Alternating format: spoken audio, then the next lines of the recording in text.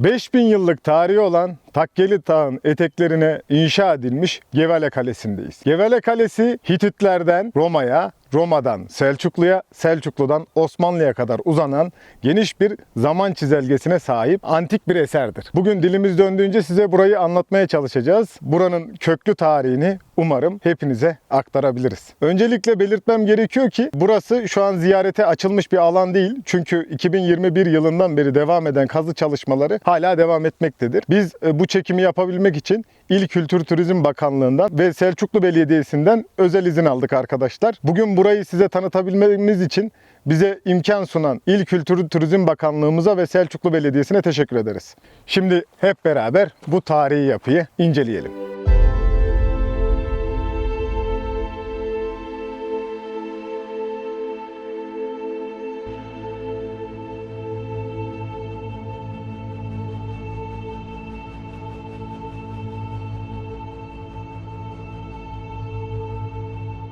Dağın eteklerine çıkan merdiven yapıları.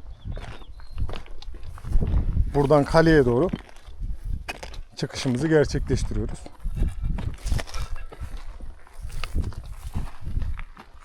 Sarnıçlar, hamamlar ve çeşitli tünellerin buluntularını bugün sizlere göstereceğiz.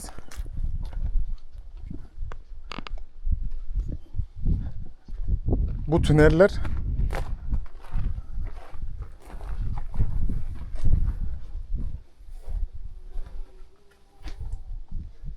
su sarnıç sistemleri bunlar.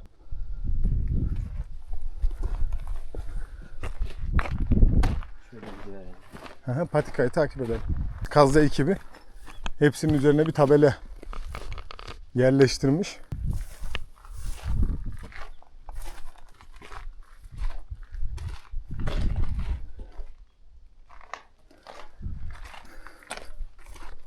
Dostlar, hep birlikte sizlerle beraber tarihin izlerinde yürümek eşsiz bir deneyim. Bu mezarlar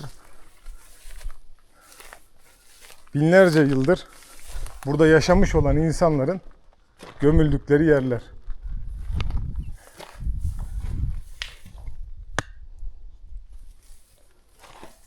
Bugün burayı gün yüzüne çıkartan kazı ekibine bir kez daha teşekkür ediyoruz. Bu çalışmalar, çünkü normalde arkeolojik çalışmalar alanlarda yapılırken bu gibi zorlu alanlarda, çünkü göstereyim size yamaçları, patikaları, ekstra bir dikkat ve özen isteyen uğraşlar. Çünkü kazı ekibi burada çalışırken kendilerini de sürekli tehlikeye atıyorlar. Bunu göz ardı etmemek gerekir. Eski bir arkeolog olarak dile getirmeden geçemeyeceğim. Buradan yapı zaten merdivenle yukarı doğru çıkıyor. Örme bir merdiven ağı tasarlamışlar. Kale dağın eteklerine kadar uzanıyor.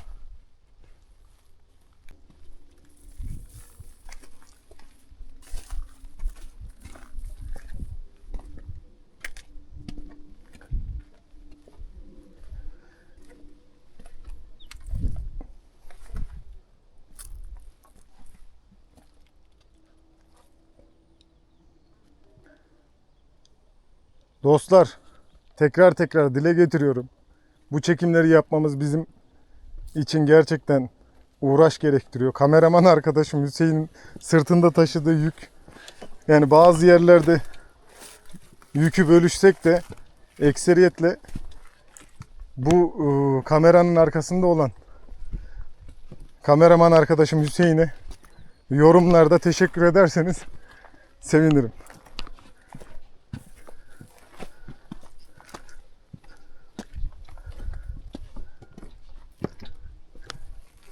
Bu yol sonradan mı yapıldı yoksa var mıydı acaba? Yolu restore etmişler. Okuduğum bilgilerden öğrendiğim kadarıyla, ama bu merdivenli yapı zaten Varmış. kaleye doğru çıkıyor. Tabi biraz toprak kayması, belki zaman içerisinde oluşan tahribatlar yıpratmış bölgeyi. Aşağıda da dile getirdim. Buradaki kazı ekibi gerçekten çok iyi iş çıkartmış. Bir kere daha teşekkür edelim onlara. Bu çalışmaları buralarda yapması kolay değil çünkü. Hem arazide çalışıyorsunuz. Bakın. Bu yapılan bir restorasyon çalışması. Koruma altına almak için yapılmış. Sarnıçlardan biri büyük ihtimalle bu. Tabii ışıklandırma çalışmaları yapacaklar. Gördüğüm kadarıyla. Yakın zamanda ziyarete açılacağını duydum arkadaşlar ama restorasyon çalışmaları ve kazı çalışmaları devam ettiği sürece buranın yani bilinçsiz vatandaşlar tarafından tahribata uğramaması için ziyarete kapalı olacağını söyleyebilirim.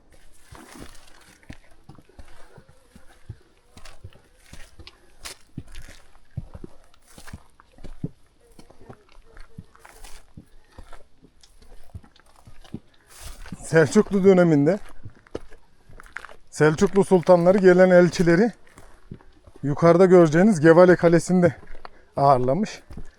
Tabi bu hem siyasi bir mesaj hem de gelen elçiye bir güç gösterisidir. Dağın eteklerine kurulmuş o kalede elçi burayı zar zor çıktıktan sonra sultanın ihtişamını görünce aklından geçenleri düşünebilirsiniz. Solunda sarnıç var. Su sarnıçları. Bu su sarnıçlarından onlarca, yüzlerce civara inşa edildiğini biliyoruz. Bu inanılmaz bir mühendislik harikası. Çünkü bu kale sadece bir karakol görevi görmüyordu antik dönemde. Korunaklı bir bölgeydi. İçeride su birikmiş zaten gösterebilirim. Yağan yağmurlarla. Kamerayı biraz şöyle aşağı doğru alarak. Bu tabi o dönem bunların tepesinde büyük ihtimalle bir koruma alanı vardır diye tahmin ediyoruz. Buradan gideceğiz. Kalenin o girişindeki sur, orası da kalenin girişi. Oraya doğru ilerleyeceğiz. Hüseyin'i tebrik edin arkadaşlar.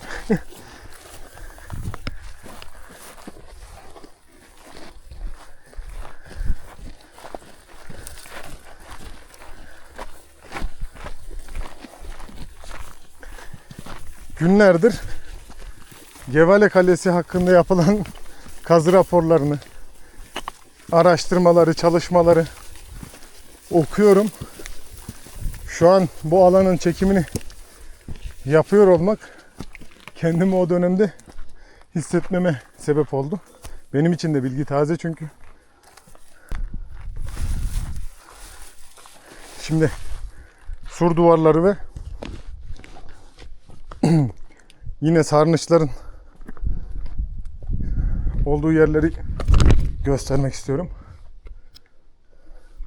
İçlerine zaten böyle sular dolmuş yağan yağmurlarda.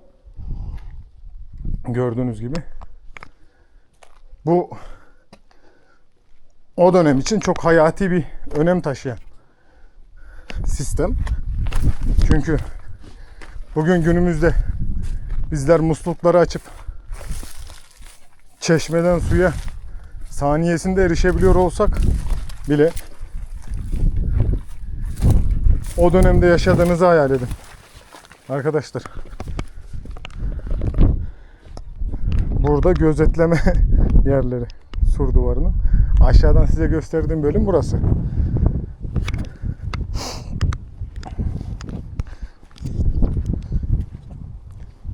Bugün izin alıp burayı çekebildiğimiz için çok şanslıyız. Bizle beraber siz de bu eşsiz manzaralara tanık olabiliyorsunuz. Buradan yukarıya doğru tırmanacağız. Tarih boyunca neden birçok medeniyet bu kale için savaşmış? Bunun sebebini bulunduğumuz yerden bölgeyi incelerken bir kez daha anlayabiliyoruz arkadaşlar. Bu kale öyle bir konumda ki Konya'ya 10 kilometre uzaklıkta olsa bile bütün bölgeyi tarayabileceğiniz bir imkan sağlıyor size. Hatta şöyle de bir bilgi verebilirim. Selçuklu sultanları zamanında bazı savaşları bu kaleden koordine ettikleri biliniyor. Çünkü hem Konya'nın doğusuna hem batısına buradan stratejik anlamda bir bakış atabiliyorsunuz. Sultanların da burayı kullandıkları bulunan Minayi seramiklerinden biliniyor. Kazı ekibi burada yaklaşık 6-7 yıldır çalışma yapılıyor ve ancak sultan ve üst rütbelilerin kullandığı özel fırınlama teknikleriyle oluşturulan Minayi seramikleri bu kazı çalışmalarında ele geçirilmiştir. Bu da demek oluyor ki Saray Erkanı da burada dönem dönem ikamet ediyormuş. Hatta yukarıya çıkınca gösteririz. Bu bölgenin içerisinde hamam yapıları ve çeşitli Saray Erkanı'nın oturduğu odaları da inşa etmişler.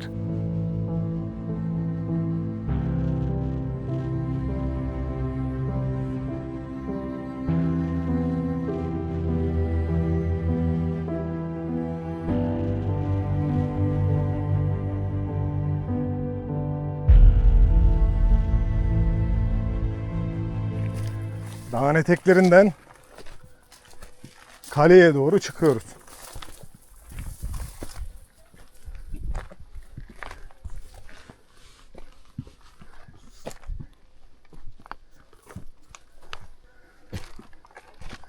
Gördüğünüz gibi sarnıç sistemlerini her yere yapmışlar. Çünkü su hayattır.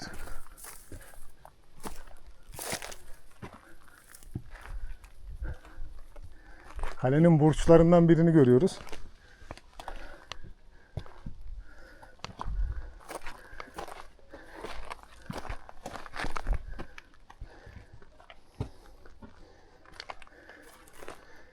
Bölgenin hemen hemen her yerine bu mühendislik harikası sarnıçları inşa etmişler.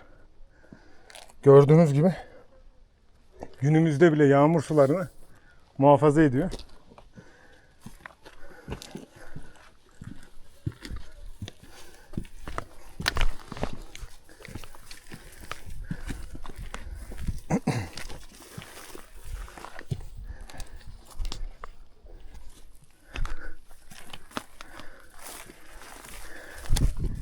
Gevale Kalesi ziyarete açılana kadar dostlar belki de elinizdeki en kapsamlı tanıtım videosu bu olacaktır. Tadına çıkartın. Çünkü biz işi profesyonel ve hakkıyla yapmak için elimizden gelen her şeyi yapıyoruz.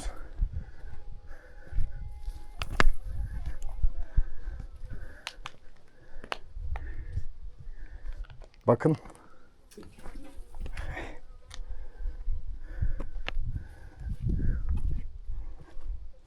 Kalenin burçlarından biri.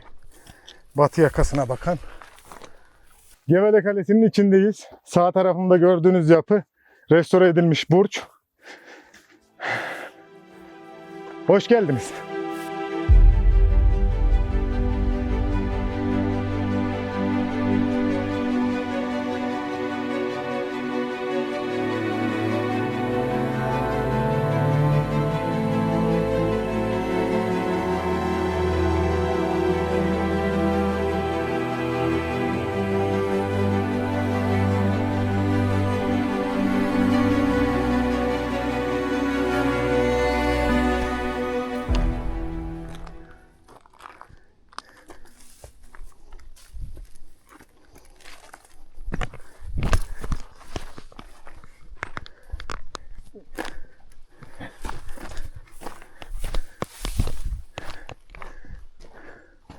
Yukarıda gördüğünüz ışık açıklıkları ve buradan okçular gelen düşmanlara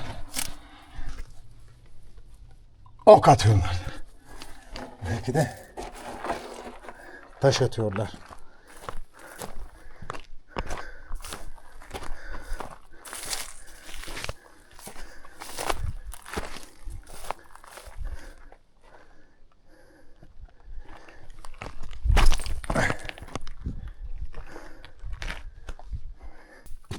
Dostlar, bu manzarayı göstermesem, biliyorsunuz artık beni tanıdınız. Birbirimizi anladığımızı düşünüyorum. Ben bu manzaraları göstermek için yanıp tutuşuyorum. bu burcu restore ettiklerini biliyoruz. Tekrardan teşekkür ediyorum bu restorasyon çalışmalarını yaptıkları için. Ayrıca aşağıda bahsetmekten ve söylemeyi unuttuğum noktalardan biri, sarnıçları da restore ettiler arkadaşlar. Bazı sarnıçlar yıkıntı şeklinde bulunuyor.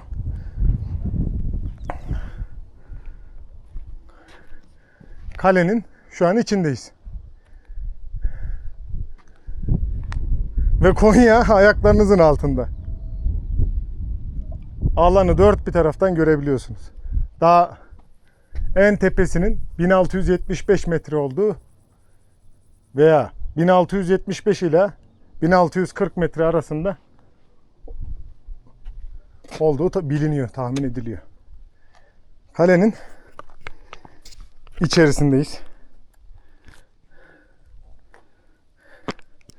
Tabii bunlar ekipler tarafından tekrar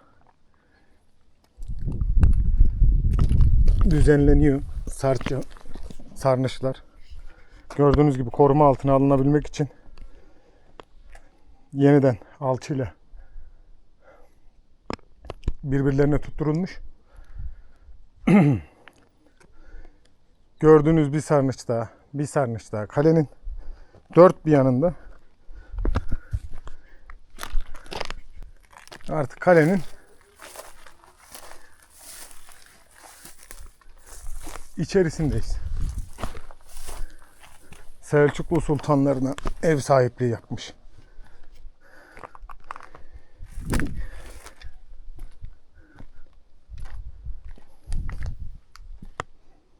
Neden özellikle çoğunlukla Selçuklu sultanlarından bahsediyorum dostlar? Onun bilgisini vereyim. Kale Hititlerden beri, Friklerden beri 5000 yıllık bir tarih sahip olduğu biliniyor. Ama genel tarihi özelliklerinden bahsedeceğim size.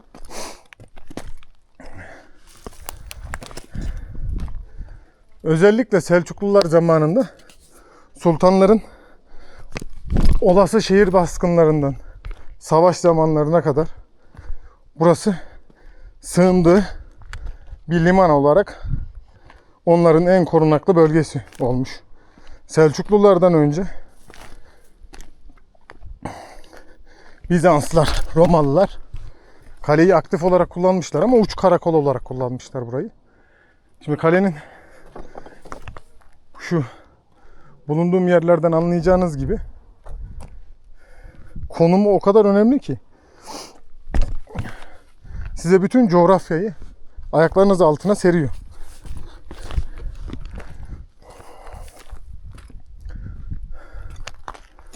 Roma döneminde Romalı lejyonlar askeri üs olarak kullanmış burayı. Hatta antik kaynaklarda geçen bugün günümüzde otobana benzetebileceğimiz Vespai yolu hem Romalı lejyonların ikmal için kullandığı hem de Ege'den başlayarak doğuya kadar uzanan muazzam bir antik dönem yolu. Hala kalenin sur duvarlarındayız. Gördüğünüz gibi. Dostlar, yamaç paraşütü yapanlar kamerada çıkıyordur umarım diye düşünüyorum. Gördüğünüz gibi Takkeli Dağı olarak halkın bildiği bu da yamaç paraşütçüleri için de çok güzel bir imkan sunuyor. Böyle güzel şeylere denk gelmek hoş hissettiriyor. Biz kaleyi gezmeye devam edelim.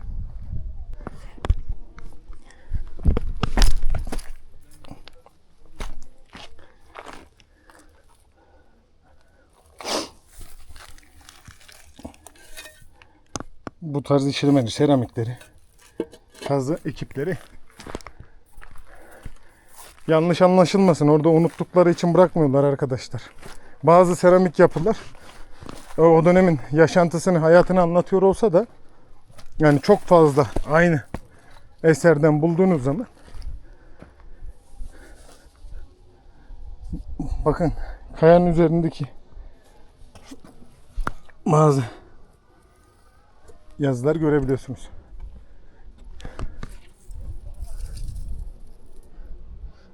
Yine duvarda inanılmaz bir kertenkele geçti az önce kameraya çıktım.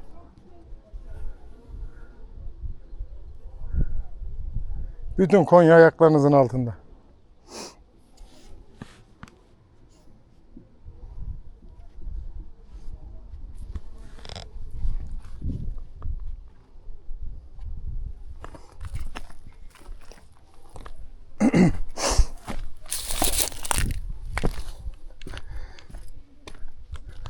Vatandaş olarak benim en çok istediğim şeylerden biri vatandaşlarımızın tarihi eserlerimize sahip çıkması arkadaşlar. Bizler sahip çıkacağız bu eserlere. Bunlar bizim mirasımız. Bakın yurt dışında insanlar tarihi yapılarına, miraslarına o kadar değer veriyorlar ki size anlatamam. Bizim de bütün vatandaş ve bu ülkenin yaşayan halkı olarak bu tarz yerlere sahip çıkıyor, değer veriyor olmamız gerekiyor. Kaleyle ilgili size güzel bilgilerden daha bahsedeceğim. Bu kalenin içerisinde hamam yapıları da olduğu biliniyor. Hani bahsettik ya, minayi seramikleri bulunmuş. Yani minayi seramikleri ne demekti? Bilgimizi tekrar edelim. Üst rütbelilerin ve saray erkanının kullandığı kapkacaklar. Bunlar ancak Kılıç Arslan Sarayı'nda ortaya çıkabilir normal şartlarda. Bu alanda bulunuyor olması demek saray erkanının da burayı ikamet alanı olarak sıkça kullandığını gösteriyor. Zaten saray mensubu için özel inşa edilmiş hamamlar da mevcut burada. Ve kalenin her yerine deha bu yapılan yapılar sarnıç. Bu sarnıçlar o suları, yani en ufak bir yağmur suyunu, kar suyunu biriktirebilmeyi, muhafaza edebilmeyi sağlıyordu. Şimdi kendinizi geçmişte olduğunuzu hayal edin. Aylarca buranın kuşatma altında olduğunu düşünün. O kuşatmalara dayanabilmek, o kuşatmalardan sağa çıkabilmek için sizin en büyük ihtiyacınız olan suyu bir şekilde temin edebiliyor olmanız gerekiyor. Şu an üstünde yürüdüğüm şey bir duvar aslında. Odanın içerisindeyiz. Odadan çıkıyorum. Buradan aşağı doğru öbür yamacı, yani burası Konya'nın 10 kilometre batısında olan bir yer. Ve kale Konya'yı dört bir yandan görecek şekilde dizayn edilmiş. Bu kale ile ilgili size çok güzel bir bilgi vereceğim. Bu kaleyi kim yıkıyor? Neden yıkılıyor? Sorularının cevabı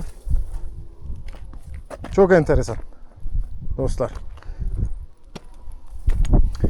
Bu kaleyi Fatih Sultan Mehmet 1467 yılında Karamanoğulları Beyliğini yendikten sonra yerle bir ediyor. Şimdi haliyle soracaksınız. Fatih gibi bir dahi neden böyle bir kaleyi yerle bir etmiş? Arkadaşlar, bu kalenin andazit volkanik kayalardan oyulduğunu ve fethedilemez olduğunu düşünün. Fatih burayı fethettikten sonra kendisi sürekli burada olamayacağı için düşmanın eline geçmesinden veya olası kalenin kontrolünün kaybedilmesi ihtimaline karşı bu kaleyi yerle bir ediyor. Tabi Kale yerle bir edildikten sonra burası hiç kullanılmıyor mu? Kullanılıyor.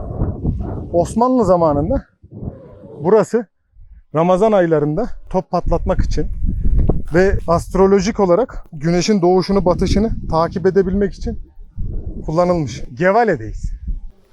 Kale aşamalı aşamalı, katman katman bir yapıda göreceğiniz üzere inşa ediliyor. Tabii ekipler tarafından çalışmalar sürekli devam ediyor. Ben neredeyim? Güzel soru.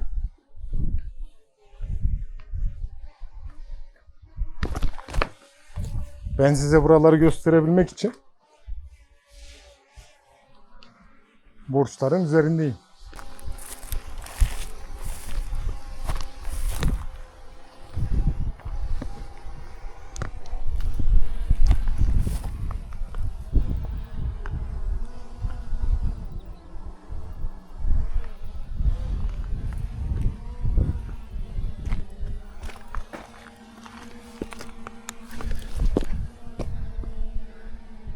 Az önce geçtiğim yerleri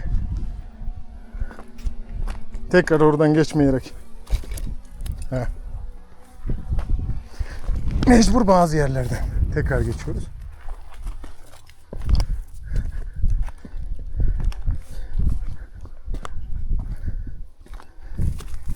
Gevale Kalesi. İbrahim Hakkı Konyalı'nın çalışmalarına göre buranın ismi Firiklere kadar uzanmaktadır. Firiklerde olan ana tanrıça Kibele, diğer bir ismiyle Sibele'den günümüze kadar isim değişiklikleriyle beraber geldiği düşünülmektedir. Yani Kibele Roma zamanında Caballa'ya, Gavalla'ya evriliyor. Ondan sonra Roma'dan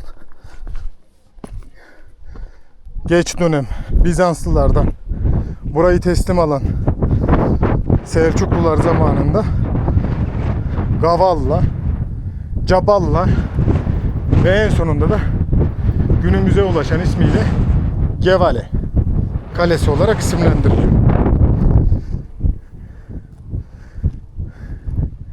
Kibele.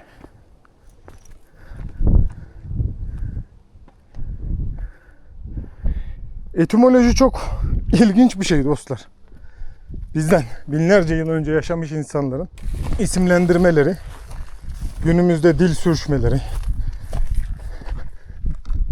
dil yapısının farklı kültürlerde ve farklı insanlarda değişik telaffuzlarıyla beraber evrile geliyor günümüze kadar.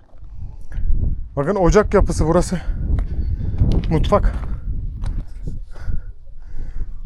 Mutfak çok önemli. Gördüğünüz gibi kalenin en önemli buluntusu diyebilirim. Aydınlatma için kullanılan kandil yapıları arkadaşlar. Bu kandiller bugün hepimiz bir tuşa basarak evimizdeki ışığı yakabiliyoruz ama böyle bir yapının içerisinde olduğunuzu hayal edin. Çeşit çeşit 3 büyüklükte kandil bulunmuş kazı çalışmalarında. Burada saray erkanının konakladığından ve ikamet ettiğinden bahsetmiştik ya.